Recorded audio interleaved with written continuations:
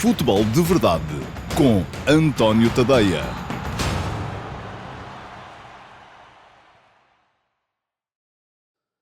Olá pessoal, muito boa tarde a todos. Sejam muito bem-vindos à edição número 111 do Futebol de Verdade para a temporada de 2023-2024. Hoje é quinta-feira, dia 18 de janeiro de 2024 e a segunda volta da Liga Portuguesa vai começar já daqui a bocadinho às 18h45. Vai acabar esta edição do Futebol de Verdade. Tem tempo para ir buscar uma garrafinha de água para se sentar no sofá à espera de começar a ver esse Futebol Clube Famalicão Sporting Clube Braga, que vai dar início à segunda volta da Liga Portuguesa. Deixem-me só, desde já, abrir-vos aqui um bocadinho o apetite para aquilo que vem mais à frente, nesta edição de hoje, é que, em resposta a uma pergunta, eu vou atualizar aqui a minha percentagem de favoritismo para a conquista da Liga Portuguesa no final da época.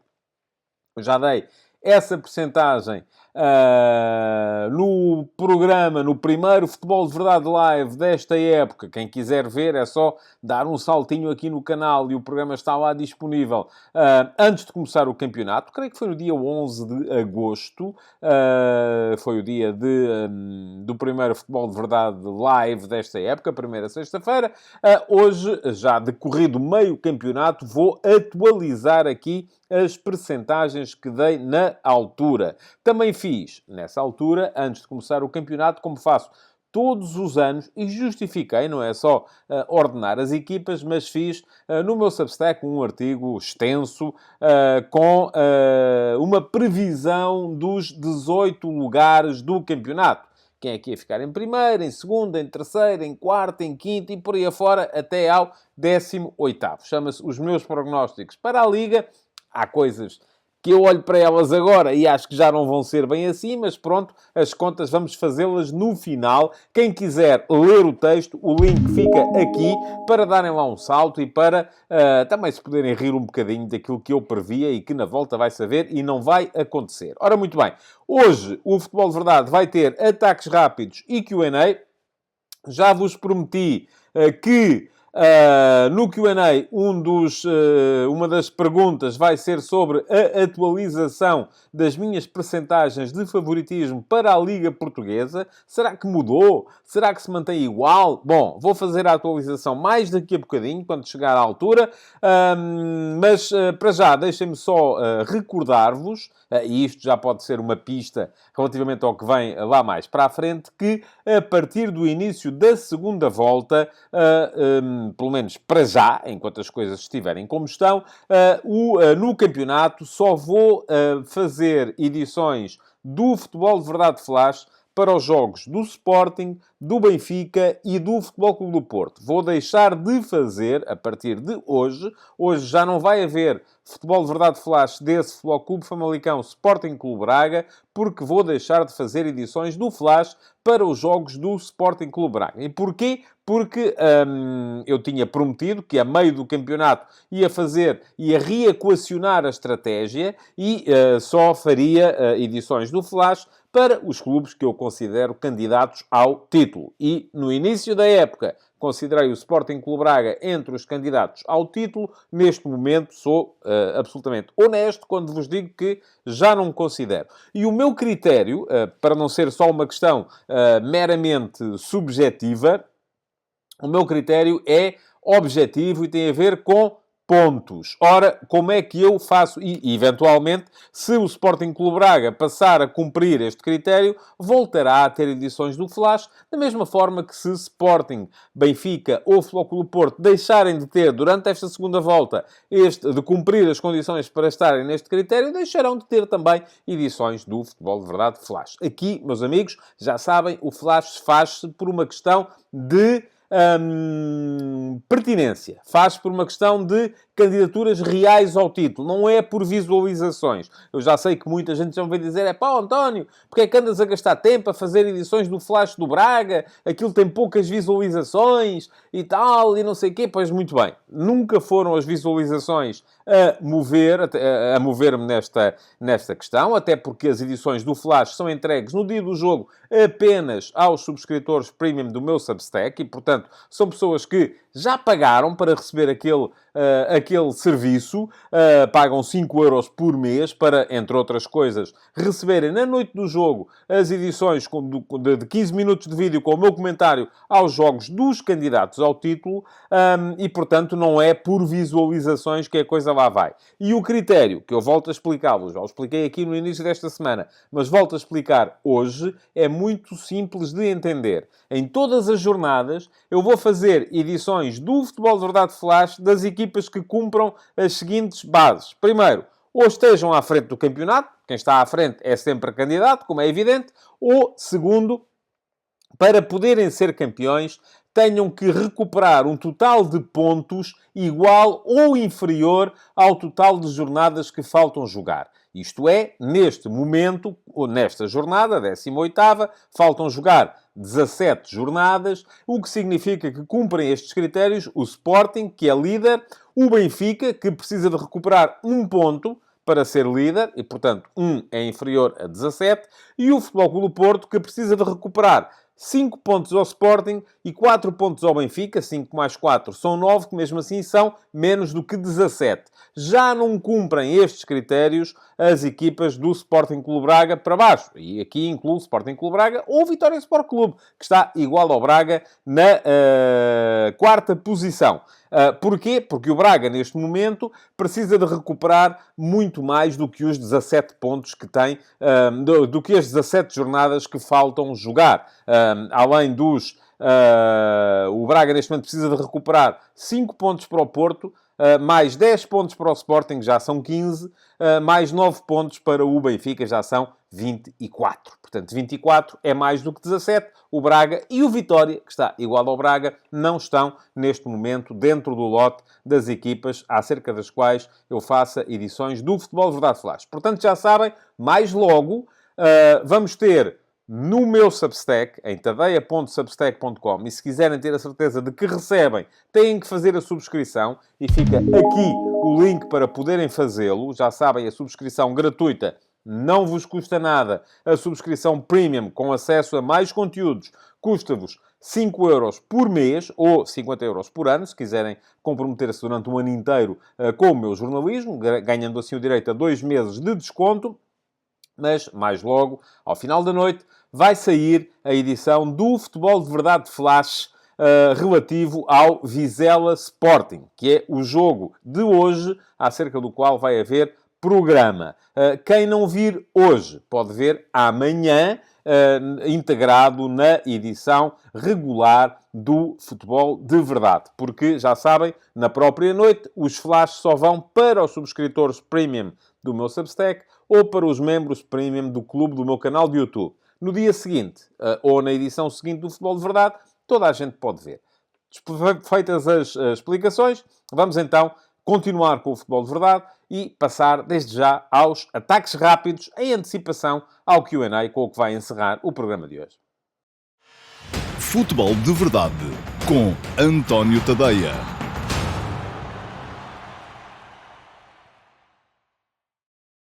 E agora vamos lá então aos ataques rápidos para hoje, para a edição número 111 do Futebol de Verdade, começando, como é costume, com o futebol que já se jogou. Ontem, Marrocos deu 3-0 à Tanzânia na estreia na Taça da África das Nações, confirmando, portanto, que é uma seleção a ter que ser tida em conta como provavelmente até principal favorita à conquista da competição. É verdade que a Costa do Marfim também deixou boas indicações e joga em casa, já não pode dizer-se o mesmo de alguns dos outros favoritos, mas Marrocos não entrou em falso, entrou a ganhar por 3-0. Já hoje, a Guiné-Bissau, uma das 4 equipas lusófonas que estão presentes nesta competição, a única que tinha perdido na primeira jornada, voltou a perder. E desta vez perdeu por 4-2 com a Guiné Equatorial, complicando seriamente as suas possibilidades de qualificação para a fase seguinte.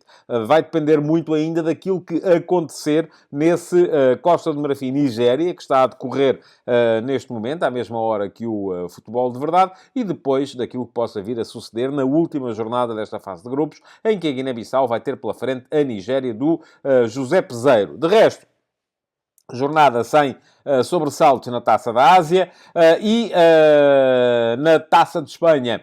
Celta de Vigo surpreendeu o Valência no Mestalla, ganhou por 3-1, vitórias normais da Real Sociedade e do Girona, que seguem em frente na competição, e na FA Cup, na Taça de Inglaterra, foi um livre do português André Gomes a dar a vitória ao Everton sobre o Crystal Palace, portanto o Everton a seguir em frente também na competição. Futebol para hoje, já sabem, está a decorrer neste momento esse Costa do Marfim-Nigéria, mas vamos ter, enfim, temos que falar necessariamente do regresso da Liga Portuguesa, do início da segunda volta da Liga Portuguesa, e o primeiro jogo destes que tenho aqui apontado para vos mencionar não é de Portugal, no entanto, é essa visita do Barcelona ao Unionistas, em Salamanca, para jogar mais uma partida da Taça de Espanha. Taça de Espanha é essa que vai ter às 8h30. O Barça joga às 6h30, no relvado natural e recente do Unionistas, que é o novo nome. Enfim, não é bem o novo nome. Há aqui uma situação um bocadinho mais intrincada do que isso do Real Salamanca, da equipa onde já jogou, por exemplo, o João Alves. Mas este Unionistas recebe o Barça às 6h30. Às 8h30 temos então o prato forte desta eliminatória. Mais um jogo entre o Atlético de Madrid e o Real Madrid. Vamos ver como é que vai ser. O Atlético tem sido a equipa que mais sombra tem feito no confronto direto ao Real Madrid esta época. E na Supertaça de Espanha, em Riad, vimos um confronto épico com prolongamento, 5-3. Um jogo muito, muito, muito interessante. Por falar em Supertaça e na Arábia Saudita, começa hoje, a semana passada foi a de Espanha, esta semana temos a de Itália. Começa hoje com o primeiro jogo, a primeira meia-final, esse Napoli-Fiorentina é às 19 horas. Portanto, 18h30, Unionistas-Barcelona, 19 horas, Napoli-Fiorentina, 20h30, Atlético de Madrid, Real Madrid. Pelo meio, o regresso da Liga Portuguesa. 18h45, Famalicão Sporting Clube Braga. Atenção, este Famalicão, que é uma das equipas que melhor defende na Liga Portuguesa, uma equipa com uma estrutura defensiva sólida, ganhou o jogo em Braga na primeira jornada. Foi a primeira surpresa da Liga Portuguesa, foi a forma como o Clube Famalicão foi a Braga ganhar ao Sporting Clube Braga por 2-1, na altura, graças a 2 golos em iniciativas individuais, e está ainda na minha memória esse o golaço do Óscar Aranda, que entretanto saiu muito ali das escolhas do João Pedro Sousa. Mas é uma equipa muito complicada, porque tem talento na frente, além de se defender bem. Atenção a esse talento emergente que é Gustavo Sá, no meio-campo, que conta também com a força e a nem sempre muito clarividente força do Zaidu Yusuf. O Braga está ferido, vem de maus resultados. O Braga perdeu com o Benfica e foi afastado da Taça de Portugal. Perdeu com o Flóculo do Porto e ficou mais longe dos primeiros na Liga. E neste momento, isto depois de ter empatado com o Vitória e ter ficado também mais longe da Liga, já foi alcançado pelo Vitória Sport Clube no 4º lugar da tabela e neste momento precisa de reagir, porque não só por causa daquilo que se vai passar no campeonato, mas porque a equipa precisa de levantar um bocadinho também a moral. Vem aí a Final Four da Taça da Liga, já na semana que vem, a razão pela qual os jogos do Braga e do Sporting são já hoje, e vem aí também a reentrada na Liga Europa contra os azeris do Karabakh.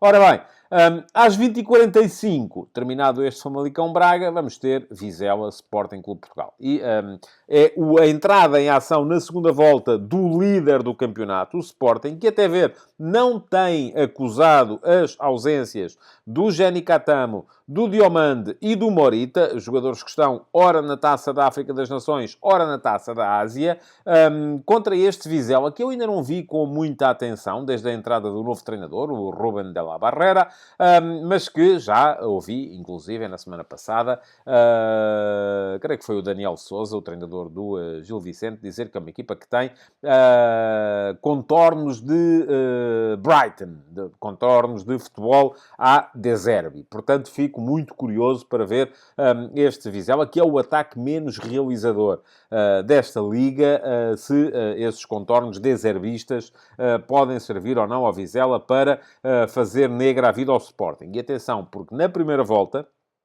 depois de uma entrada fortíssima, o Sporting chegou aos 2-0 com uma entrada com estrondo do Gyökeres na Liga, marcou 2 golos, o avançado sueco, e depois o Vizela acabou por chegar ao empate, e só um golo do Paulinho, já na compensação, é que deu os 3 pontos ao Sporting. O Sporting ganhou esse jogo por 3-2.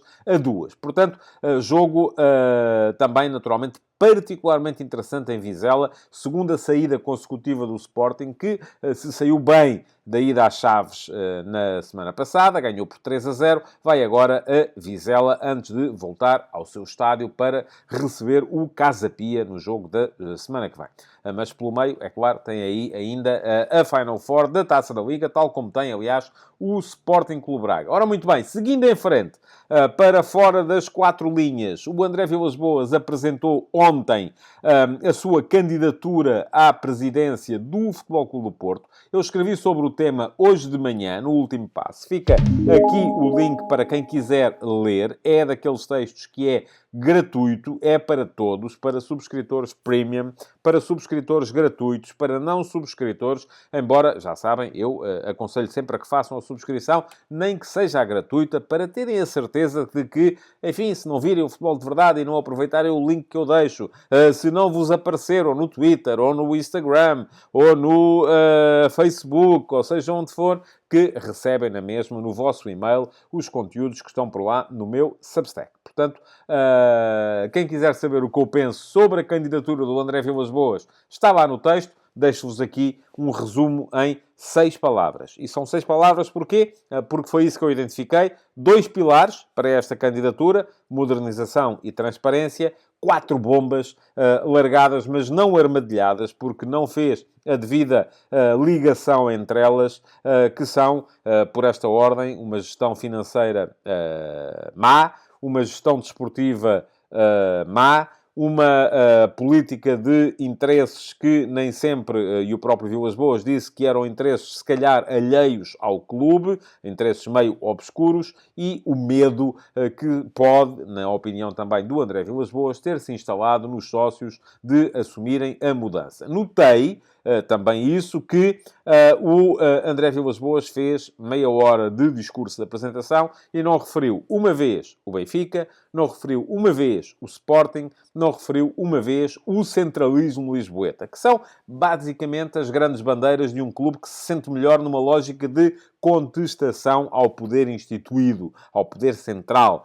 E isto poderá vir eventualmente a ser usado pelo outro lado, aliás, nem de propósito. Já hoje foram revelados excertos de uma entrevista que Pinto da Costa deu a um programa da RTP, em que Pinto da Costa vinha dizer: então temos aqui um candidato à presidência do meu clube que é apoiado pelos meus inimigos. Aqui há gato. Bom, portanto, lá está, já a tal lógica confrontacional. André Vilas-Boas vai ser muito provavelmente apresentado pelo poder instituído no Futebol Clube do Porto como o candidato dos rivais, o candidato que mais interessará aos rivais. Depois, se é assim ou não, enfim, isso já não me parece que seja absolutamente seguro. Bom, mais coisas.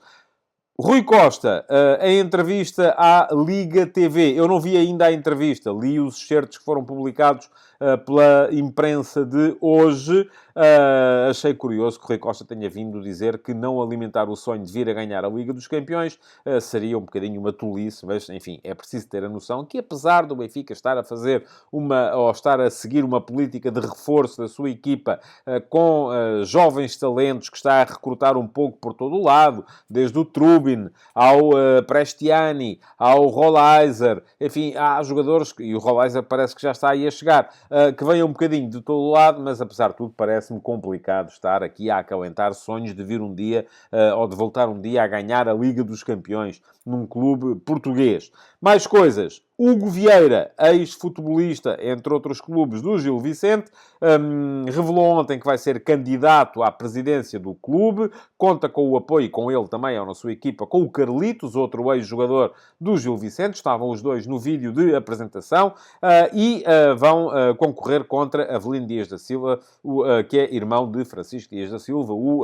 presidente missionário do Gil Vicente. Vamos a ver também o que é que vai sair dali. Continua no Tribunal de Matosinhos a saga do julgamento de César Boaventura, o empresário acusado de tentar corromper jogadores na altura do Rio Ave e do Marítimo na temporada 2015-16 em jogos contra o Benfica. Todo este negócio cheira muito mal.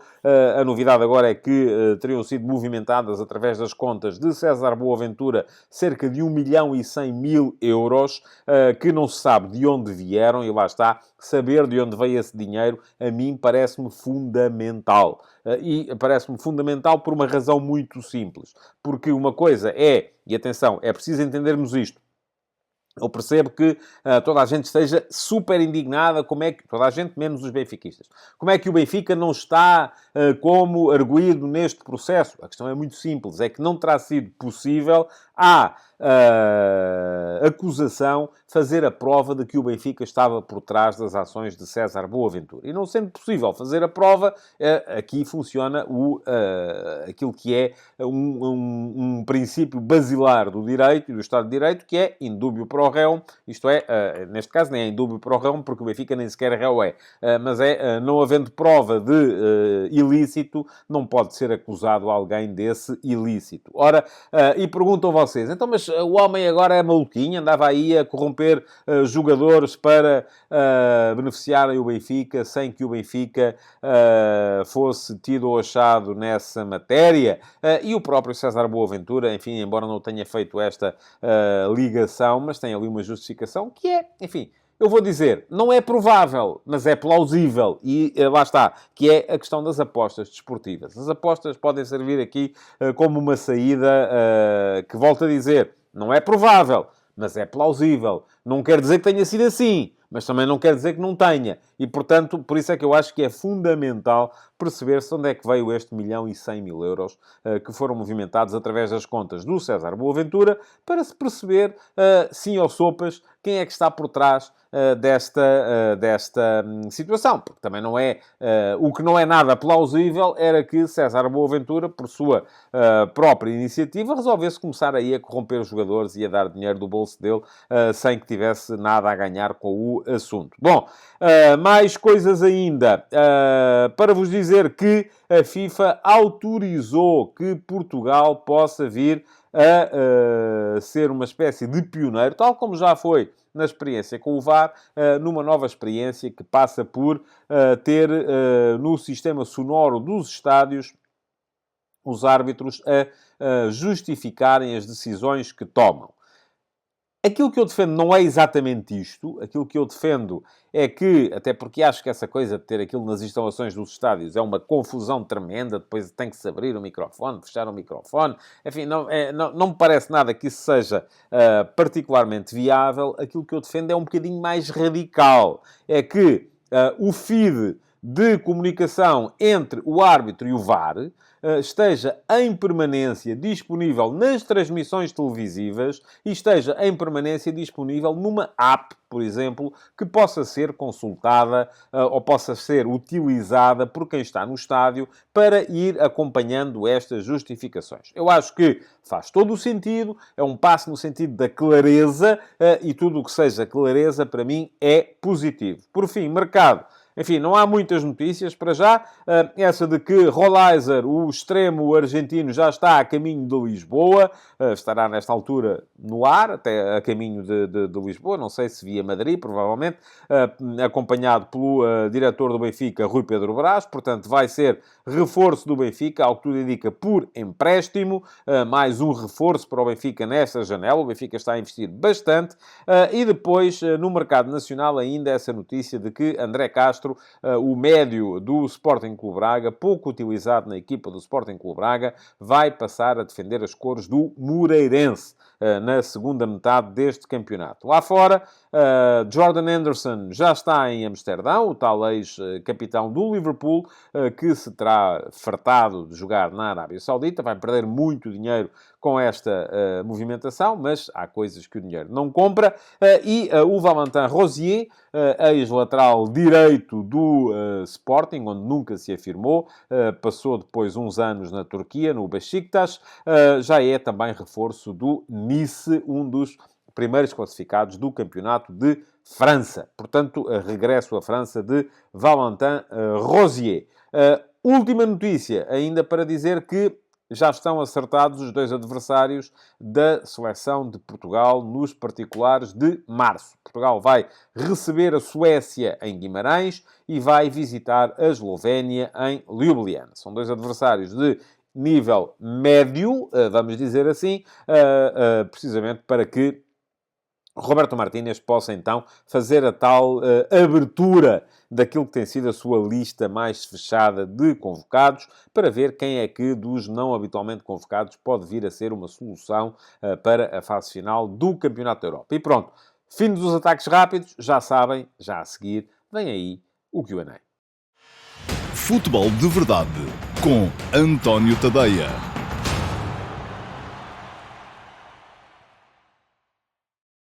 Falta então, porque não tarda aí a começar esse Futebol Clube Famalicão Sporting Clube Braga, falta responder às 2 perguntas que selecionei para hoje na emissão do Futebol de Verdade. Já sabem, é uma pergunta escolhida na caixa de comentários do último programa aqui no YouTube e outra escolhida na chatroom Perguntas do Discord, no meu servidor de Discord, ao qual acedem os subscritores premium do meu Substack em tadeia.substack.com. Antes de responder à primeira pergunta, deixem-me sugerir-vos que deixem o like no programa de hoje e que, além disso, se inscrevam no canal, no meu canal de YouTube. Basta seguirem este link que vos deixo aqui para clicarem em cima do botão que diz inscreve-te aqui. Inscrevam-se no canal, não pagam nada por isso e, além disso, façam-me também o favor de clicar em cima do sino para ativarem as notificações e, dessa forma, serem avisados sempre que houver novos conteúdos aqui no meu canal de YouTube. Deixa-me dizer-vos outra coisa, é que não havia muitas perguntas no programa de ontem. E, portanto, fui recuperar uma pergunta do programa de anteontem. Até porque ela, em função da atualidade de hoje, ganhou, se calhar, um bocadinho mais de relevância. Mas, de qualquer modo, meus amigos, é importante que deixem perguntas na caixa de comentários do Futebol de Verdade. Porque, se não houver perguntas, o Q&A perde qualidade, como é natural. Ora, a primeira pergunta, lá está, é do YouTube, é a tal pergunta que eu fui recuperar à emissão de anteontem do Futebol de Verdade, por falta de muitas questões na emissão de ontem. Foi deixada pelo Ababab, é um belo nome, o Ababab7454, e pergunta o seguinte: boa tarde, com a recuperação do Bá, como se poderá estruturar a defesa do Benfica? Poderá o Bá assumir a lateral direita, avançando Orsnes para médio esquerdo com a saída do João Mário do 11? Muito bom trabalho, um abraço para si também. Ababab. E porquê é que eu vos dizia que esta era uma questão que tinha ganho alguma pertinência com a atualidade de hoje? É que hoje, precisamente, em conferência de imprensa de antecipação do jogo com o Boa Vista, que vai decorrer amanhã, Roger Schmidt, o treinador do Benfica, falou desta questão da lateral direita para dizer que, sim, é verdade, Alexander Bá está recuperado, mas esteve afastado muito tempo e que não pode contar com ele a 100%, porque ele vai precisar de reganhar ritmo, de reentrar na equipe e, portanto, o mais provável é que o Benfica continue a ter o Orsnes como lateral direito nos tempos mais próximos, até porque, disse Schmidt, que estava muito satisfeito com o rendimento que tem vindo a ser fornecido por Orsnes a partir daquela posição. Falou, inclusive, na questão da dinâmica que foi criada entre o Orsnes e o Di Maria, e eu já vos falei algumas vezes disso nas edições do Flash, em que muitas vezes o Di Maria abre de tal maneira na linha lateral para dar o espaço interior ao Orsnes, que vem muitas vezes em diagonal do lado direito da defesa para aparecer como solução de último passo, ou solução até de finalização no espaço espaço interior. Portanto, as coisas ali estão a funcionar bem. Não creio que Schmidt esteja a ponderar, para já, fazer ali alguma alteração. Agora, é verdade que assim que vá voltar a estar em condições de poder vir a ser titular do Benfica, é mais uma solução. E se Bá voltar a assumir a lateral direita, sendo que é um jogador muito diferente, muito mais físico, muito mais de bola no espaço, menos combinativo do que é o Orsnes, mas é uma solução que serviu perfeitamente ao Schmidt na época passada e, portanto, poderá voltar a servir, sobretudo se do outro lado estiver um lateral diferente, que vamos ver se é este Álvaro Carreras ou não, que já aí está, se vai continuar a ser o Morato, se eventualmente poderá um dia ainda vir a ser o Bernat, já não deverá ser com certeza o Jurasek, que ao que parece está mesmo de saída a caminho do Hoffenheim por empréstimo para a Bundesliga. Mas a questão aqui tem muito que ver com isto, com equilíbrios. E identificou muito bem o Hababab. Aqui a questão no jogador que poderá eventualmente sair da zona de meio campo. Apenas por uma razão. É que não vejo Schmidt a abdicar de Di Maria e, da mesma forma, por uma questão de estatuto, mas também de capacidade para resolver jogos em momentos específicos, da mesma forma que não vejo maneira de Schmidt abdicar de Rafa, que é um jogador que mete a aceleração com bola, sobretudo no jogo do Benfica. Portanto, sobra uma posição naquele trio de apoio ao ponta de lança, que é a posição de médio ala esquerdo, ou de avançado interior esquerdo, conforme quisermos chamar-lhe, que neste momento é ocupada por João Mário. Com outra questão ainda, é que geralmente, naquele trio de apoio ao ponta de lança, Schmidt gosta de ter jogadores, de certa forma, complementares. Há um jogador que dá vertigem, que é Rafa, há um jogador que dá criação ofensiva, que é a Di Maria, e há depois um jogador mais completo, que pode ser João Mário, como pode ser também, eventualmente, o Orsnes, que é um jogador que baixa mais para formar terceiro, para fazer terceiro, até já foi o Coxo em alguns momentos, para fazer terceiro médio. Portanto, o que é que eu acho que vai acontecer aqui neste momento? Neste momento acho que não vai acontecer nada. Acho que o Benfica, até porque está a funcionar, e atenção, isto eu já vos disse aqui também, relativamente, por exemplo, à posição de lateral esquerdo. O Benfica está, neste momento, a ser capaz de manter. O Benfica não está a defender bem à frente. E se não está a defender bem à frente, também tem muito que ver com a ausência de Orsnes à frente, é verdade. Isso é uma questão que não deve ser menosprezada. Mas não está a defender bem à frente, está a defender bem atrás. Porquê? Porque Orsnes, Otamendi, António Silva, ou melhor, ao contrário, Orsnes, António Silva, Otamendi e Morato estão a formar um quarteto sólido, sobretudo com a presença também de Trubin, que é um guarda-redes que se tem imposto também nesta Liga Portuguesa. Portanto, este quinteto, vamos chamar-lhe assim, tem estado a responder à altura no plano defensivo. O Benfica é capaz de fazer hoje coisas que não era capaz de fazer, por exemplo, na época passada, ao nível do controle dos jogos sem bola. É verdade que na época passada não precisava sequer de o fazer porque recuperava a bola muito mais à frente e, portanto, não era sujeito a tanto jogo mais de ataque posicional dos adversários.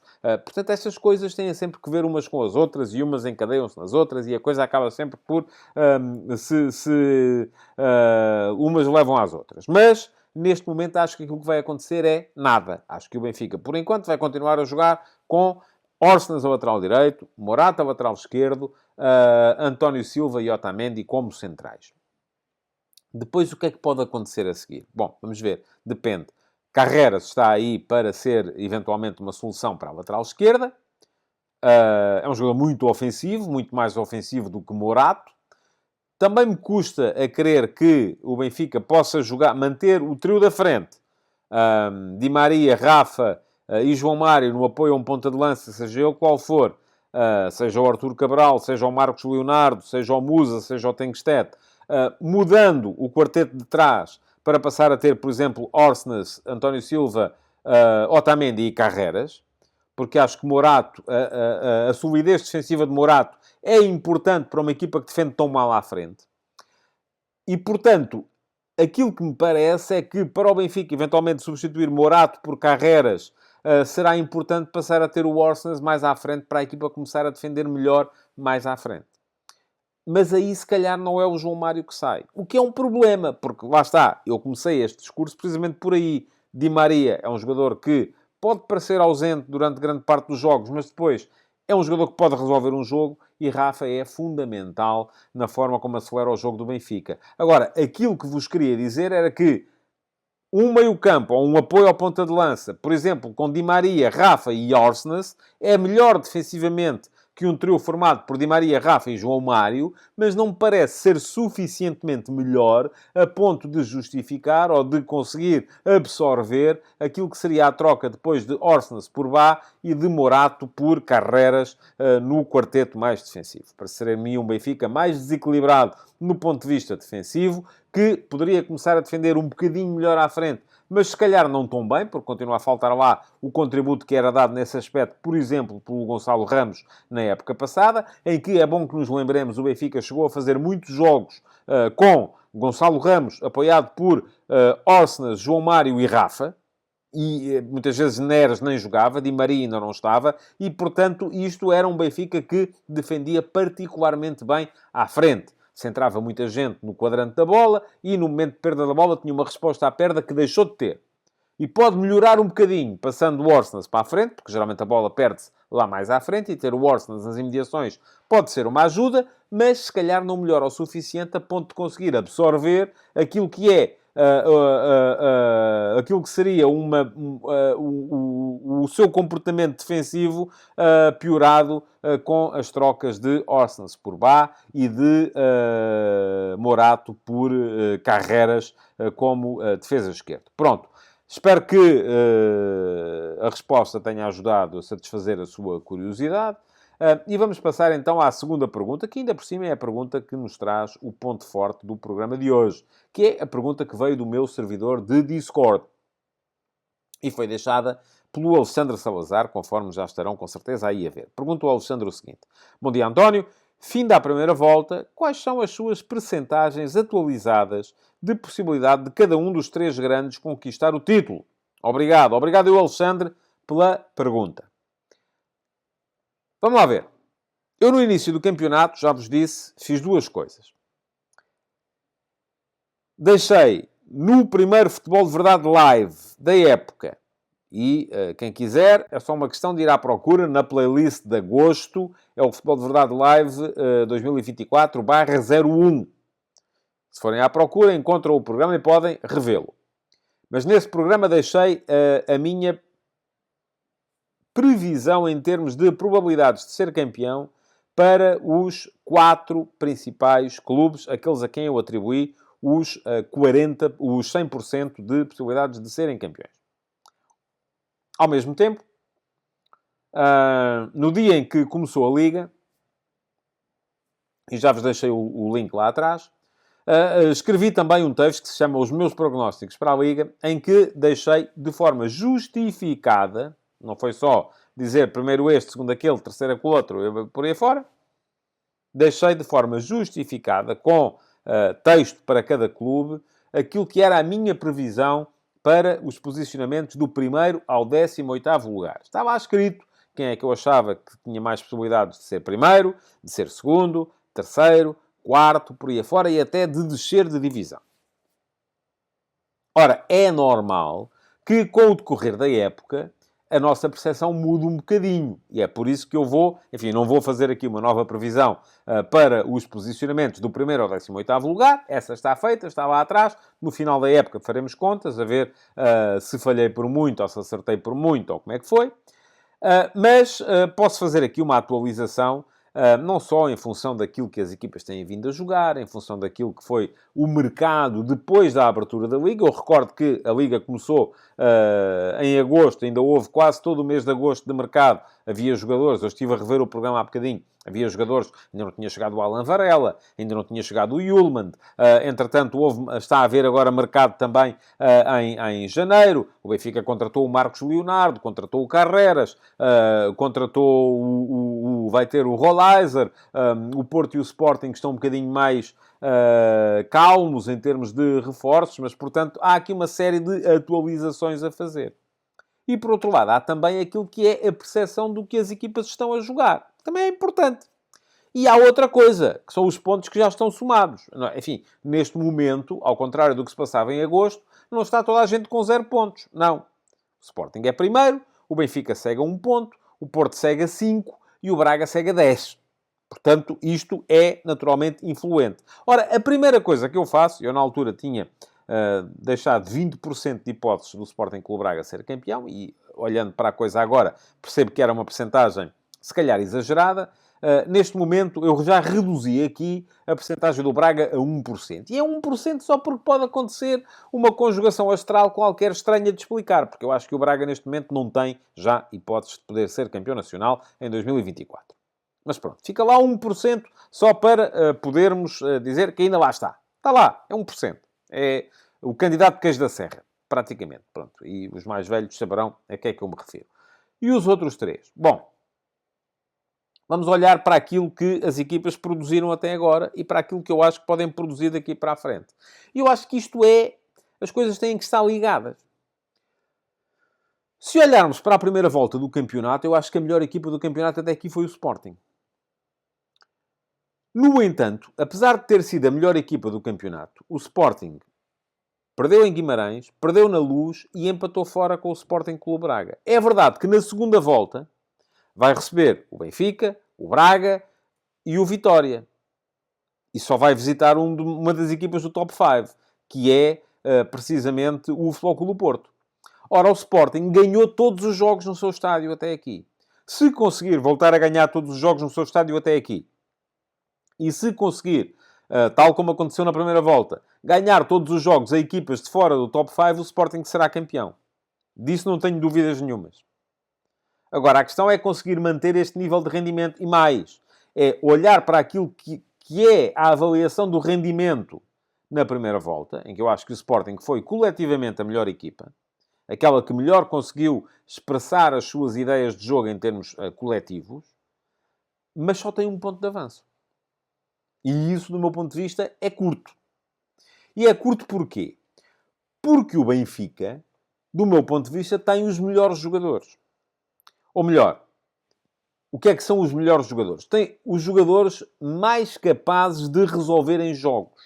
Ou tem mais jogadores capazes de resolverem jogos, se quisermos ver a coisa assim. Parece-me que, depois daquilo que mostrou nesta primeira volta, estará apenas 1 ponto, o Benfica, que na segunda volta, é verdade que vai ter que ir ao Alvalade, é verdade que vai ter que ir ao Dragão, mas o Benfica tem respondido bem nas vezes em que vai jogar fora. Vai ter que ir a Guimarães também. Deslocação difícil. Dos primeiros, só vai jogar em casa com o Sporting Clube Braga. Mas conseguiu, depois de algumas exibições, até algumas sofríveis, chegar a este ponto do campeonato a 1 ponto do líder apenas. E já ganhou ao líder. Portanto, eu acho que o Benfica está perfeitamente dentro da luta. Até acho que neste momento continua a ser, e já na altura eu tinha o Benfica como meu favorito, continua a ser, embora por uma margem menor, o meu favorito para ganhar o campeonato. E o Porto? Bom, o Porto teve ali um período de rendimento menos do que sofrível. Foi miserável mesmo. Mas conseguiu sempre ir somando pontos. Face àquilo que o Porto demonstrou nesta primeira volta, estar neste momento aos 5 pontos que está do Sporting é extraordinário. O Porto teve jogos em que a sua produção, sobretudo do ponto de vista ofensivo, foi muito fraca. Mas está lá. O Porto está a 5 pontos do líder, mas estando a 5 pontos do líder, vai na segunda volta receber o Benfica, vai receber o Sporting e vai receber o Vitória. Já foi ganhar a Guimarães, por exemplo, e esse foi um dos jogos em que o Porto teve uma produção sofrível, mas ganhou. Da mesma forma que, mesmo a jogar com 10 no Estádio da Luz contra o Benfica, perdeu por 1-0. A jogar com 10 durante quase todo o jogo. Perdeu por 1-0. Pode perfeitamente... Agora, o Porto, do meu ponto de vista, continua dentro da corrida. Embora me pareça que tem que jogar muito mais do que aquilo que mostrou nesta primeira volta. Mas atenção, as últimas jornadas, desde que Sérgio Conceição finalmente cedeu, finalmente meteu o Nico Gonzalez no 11, finalmente resolveu jogar com extremos, desta forma ganhando espaço para as ligações interiores, foram muito melhores para o Futebol Clube do Porto. O Porto jogou muito bem no Estoril, no jogo da Taça de Portugal. Controlou por completo o jogo em casa com o Braga. São 2 jogos que o Porto ganhou sem sofrer golos, 4-0, 2-0, 6-0 de score nestas 2 partidas. E se mantiver, se for capaz de manter este rendimento nas próximas semanas, pode perfeitamente chegar, e é muito importante para o Porto, chegar ao jogo em casa com o Benfica, que acho que é em março, pelo menos a esta distância. Não deixar que a distância aumente. Se assim for, o Porto jogará nesse dia a possibilidade de reentrar na luta pelo título. E aí terá de ganhar, como é evidente. Portanto, vamos atualizar percentagens, que é isso que vocês querem. Benfica, 40%. Sporting, 39%. Portanto, muito próximos. Porque eu acho, já vos disse, acho que o Sporting foi a melhor equipa, mas o Benfica, não sendo a melhor equipa, tem tido melhores jogadores e, apesar de não ter sido a melhor equipa, está a 1 ponto apenas. Depois, Flóculo do Porto, apesar de tudo, razoavelmente abaixo, 20%. E lá está o tal 1% para o Braga, que eu disse que ia deixar aqui, só para o caso de haver a tal conjugação astral estranha que permita que o Braga venha a ser campeão neste ano de 2024. Não creio que isso venha a acontecer, embora deva ser assinalado, naturalmente, o crescimento consolidado do projeto nos últimos anos. Ficam entregues, então, as minhas percentagens. No final da época, viremos cá ver se bateram certo ou não. Da mesma forma que no final da época, fica desde já prometido, farei aqui o confronto com o tal texto dos meus prognósticos para a Liga, com as classificações previsíveis do 1º ao 18º lugar. Não é que eu tenha a mania que sou sabichão, nada disso. Eu sou um grande fã do jornalismo britânico e é uma coisa que se faz sempre nos proper papers, nos jornais britânicos. No início de cada campeonato, os principais colunistas deixam logo lá quem é que eu acho que vai ser primeiro, segundo, terceiro, quarto, quinto. E depois, no final da época, a malta ri-se toda imenso a olhar para aquilo que tinha previsto. Enfim, provavelmente vai ser também aquilo que me vai acontecer a mim. Mas logo veremos quando chegarmos ao final do campeonato, lá para maio. Muito obrigado por terem estado aí. Amanhã, não se esqueçam, volta a haver futebol de verdade. 18 horas, sempre 18 horas. E hoje, só para subscritores premium do meu Substack, vamos ter o Futebol de Verdade Flash desse Vizela Sporting de mais logo à noite. Fiquem por aí, voltem, seja mais logo, seja só amanhã, que eu cá estarei para mais conteúdos. Até lá. Futebol de Verdade